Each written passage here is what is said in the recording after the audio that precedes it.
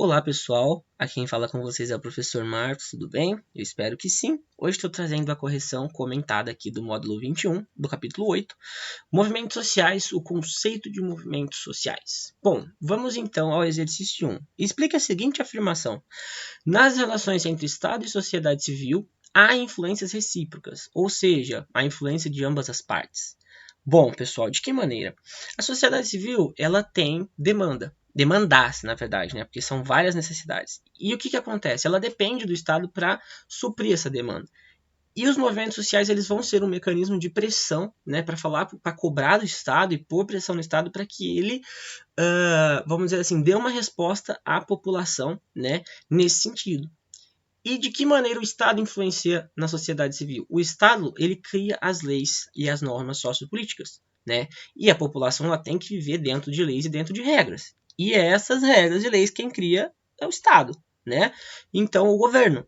A sociedade civil, né, formulando a questão, ela elabora demandas, olha lá o que eu falei para vocês, de que de alguma forma recebem respostas políticas do Estado, sendo a atuação dos movimentos sociais, nesse sentido, um mecanismo de pressão, exatamente como eu disse, sobre a esfera estatal. Por outro lado, as medidas sociopolíticas decididas no âmbito do Estado afetam profundamente a dinâmica da sociedade civil, ou seja, o que o Estado decide, o governo decide, a sociedade civil é afetada diretamente, tá certo? Por isso que fala que é recíproco, um influencia no outro. Bom, partindo agora para o exercício 2, vai falar assinale a alternativa que se refere corretamente ao movimento social dos trabalhadores. Pessoal, se está falando do movimento social dos trabalhadores, a gente está falando da primeira, vamos dizer assim, a primeira forma expressiva e organizada, né, de movimento social que a gente tem na sociedade contemporânea. A gente está falando dos descontentamentos e as questões, né, as demandas sociais que os trabalhadores tinham nas sociedades industriais. Então, o nosso gabarito aqui vai ser a letra A. O movimento operário é a primeira, olha lá, organização expressiva de movimento social no mundo contemporâneo, tá? Esse daqui é o nosso gabarito, letra A. Inclusive, ele dá até um complemento aqui do lado, ó, as mobilizações sociopolíticas operárias são a primeira, expressão organizada dos movimentos sociais nas sociedades industriais, que aqui na questão A praticamente é o que ele está falando aqui do lado, né? Ele apenas muda ali no final, falando do mundo contemporâneo, que condiz, né, com a mesma coisa. Certo? Então, aqui nós temos o nosso gabarito, a letra A. O exercício de número 3, pessoal, vai falar o seguinte: a sociologia oferece um conjunto de abordagens a partir de diversas orientações teóricas que permite chegar a uma conceituação do que seja movimento social. Sobre o movimento social, considere as afirmativas a seguir. Pessoal, o nosso gabarito aqui, a gente vê a letra D. Ele está falando que na letra D, 1, 2 e 3 são corretas e a 4 ela é errada. Vamos lá. Ó. Alguns movimentos sociais têm como um dos seus desdobramentos o enfrentamento com as forças de segurança. A gente sabe disso, muitas vezes existe confronto. O conflito é um elemento constitutivo do movimento social, visto que impulsiona a busca por resoluções. Quando ocorre o conflito, muitas vezes, né, é quando está acontecendo o conflito, quando está a situação foge do controle, muitas vezes que recebe-se um impulso à busca de soluções. Os elementos constitutivos dos movimentos sociais são o projeto, a ideologia e a organização. Né? Os movimentos sociais são caracterizados por reivindicações que permeiam os interesses de um grupo social, do grupo social organizado. Né? E a questão 4, por que ela vai estar errada? Qualquer manifestação coletiva que resulte em protesto pode ser considerada movimento social. Errado. Sabe por que ela está errada? Pois dentro da sociologia, dentro do conceito de movimento social, né? Dentro da sociologia, existe, né, pressupõe, como ele fala, uma definição prévia, né, de estratégias, tá? Objetivos e também a existência de projetos de transformação social. Tem que ter uma função social, uma transformação social e política, tá? Então não são quaisquer manifestação, quaisquer que sejam, né, as manifestações coletivas, né, qualquer uma que resulte em protesto pode ser considerada um movimento social. Não, a gente tem que ter uma estratégia, a gente tem que ter objetivo, a gente tem que ter uma causa e também uma questão de transformação social e política por trás. Então não é qualquer manifestação coletiva que gera protesto que vai se enquadrar dentro do conceito de movimento social, tá certo? Então a nossa questão aqui, o nosso gabarito, letra D, 1, 2 e 3 são as corretas, beleza? Indo para o próximo exercício, sobre movimentos sociais, é correto dizer que... Bom, nosso gabarito... Vou tomar uma água aqui, pessoal, porque o tempo está muito seco. A gente vai falando, a garganta vai secando. Sobre os movimentos sociais, é correto dizer que o nosso gabarito letra E são procedentes de desigualdades e conflitos existentes na sociedade. Perfeito. Vamos ver por que as outras estão erradas. Revelam a plena harmonia das sociedades humanas. Se tivesse harmonia nas sociedades humanas, não teríamos protesto. São mobilizações invariavelmente organizadas pelo Estado, muito pelo contrário, é um mecanismo de pressão da sociedade civil em cima do Estado. Se caracterizam e pela total ausência de planejamento errado, a gente viu ali em cima que tem que ter estratégia e objetivo.